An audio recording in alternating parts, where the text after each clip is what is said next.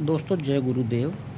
ये हमारी video number 15 है जो पॉजिटिविटी पे मैंने बनाई है। पॉजिटिविटी का मतलब है अपने आप को पॉजिटिव रखना, अपनी सोच को पॉजिटिव रखना, अपनी सोच को पॉजिटिव अपनी तकलीफ़ के लिए, अपनी तकलीफ़ के हिसाब से, अपने जीवन के हिसाब से किसी भी कोई भी कष्ट हमारे जीवन में आया उसको लेके हमें पॉजिटिव रहना चाहिए। इस चीज़ को लेके ये वीडियो बनाई है। मैंने दोस्तों बहुत देखा है कि मरीज़ जो हैं वो इस तकलीफ़ के या किसी भी तकलीफ़ के, जिन्हें शारीरिक, आर्थिक, मानसिक, पारिवारिक या कोई भी किसी प्रकार की परेशानी होती है, वो अपने आप को पॉजिटिव नहीं रख पाता और उसको यही लगता है कि सबसे ज़्यादा परेशान इस दुनिया, इस धरती पे वही इंसान है और कोई भी नहीं है। ऐसा नहीं है दोस्तों। हर आदमी जिसे जीवन मिला है वो उसके कर्मों के अनुसार ही मिला है।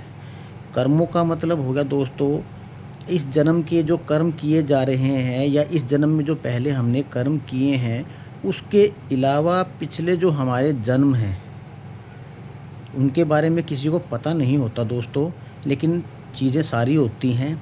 अगर माने तो मैं एक बड़ी भयंकर तकलीफ़ से गुज़रा हूँ।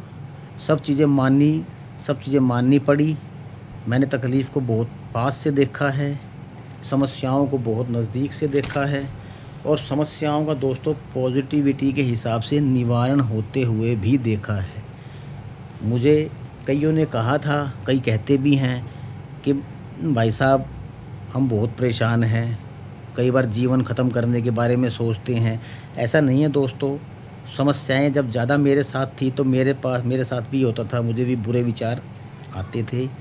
लेकिन उन विचारों के ऊपर अपने को हावी होना है, उनको अपने ऊपर हावी नहीं होने देना है। इसी को पॉजिटिविटी कहते हैं दोस्तों। पिछले जन्म का किसी को ज्ञान नहीं होता, किसी को ज्ञात नहीं होता कि वो पिछले जन्म में क्या था या क्या अच्छे बुरे कर्म करके इस अगले जन्म में आया है। इस बारे में सोचना व्यर्थ है दोस्तों।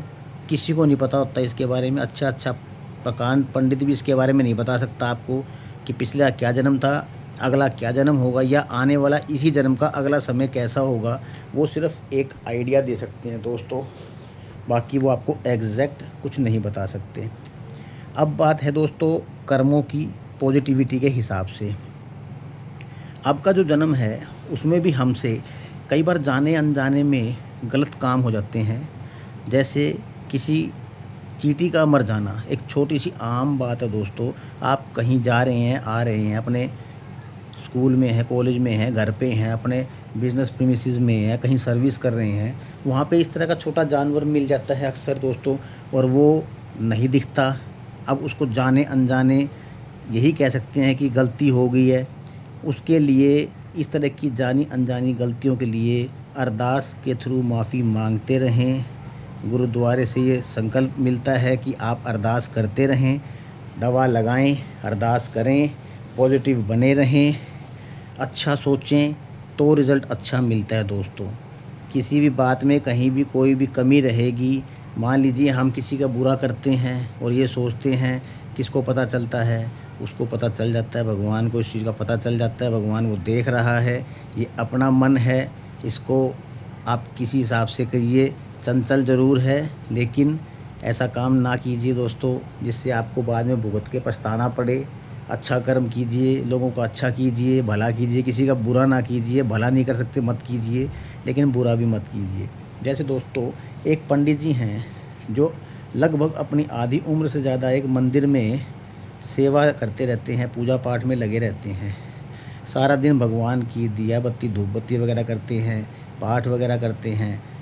आने वाले सभी जो भी भगत वगैरह हैं उनके लिए पाठ वगैरह करने, उनको सभी चीज़ों का बताना, सब विधि विधान बताने, उनके लिए विधि विधान से काम करने और इस तरह से पूरी तरह से सेवा में लगे रहने के बावजूद भी उन्हें भी शारीरिक, मानसिक, आर्थिक, पारिवारिक परेशानियां होती हैं। ऐसा नहीं है आप सारा दिन प्रभु दरबार में रहेंगे तो आपको ये परेशानियां नहीं मिलेंगी दोस्तों। ये जीवन है और ये सभी जीवन के अंग हैं।